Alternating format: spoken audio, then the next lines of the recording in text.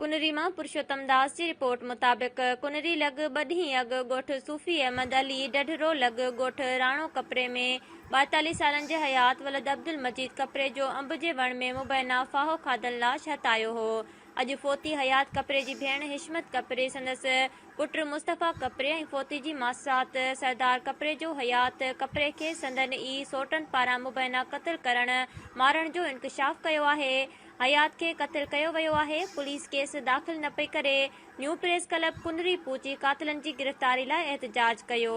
एहतजाज कंदे दाहींदे भेण जो चवणु हो त मुंहिंजे भाउ ख़ुदकशी नाहे कई, हिन जे राति जी नज़र कोन हुई उहो वण में कीअं वञी फाहो खाईंदो। असांजे बनी जो तनाज़ो हलंदड़ आहे, जंहिं तां मुंहिंजे सोटनि मेहरान ऐं साहिब ॾिनो कपरे वारनि मुंहिंजे भाउ खे क़त्ल कयो आहे। पुलिस असांजो केस वठण लाइ तयार नाहे। केस में गिरफ़्तार हिकु जवाबदार खे बि आज़ाद करे छॾियो आहे। हुन मुतालबो कंदे चयो त असांजो केस दाख़िल करे कातिलनि खे गिरफ़्तार करे कानून मूजिबि सज़ा ॾिनी वञे, ॿी सूरत में एहतजाज जो दाइरो वसी कयो वेंदो।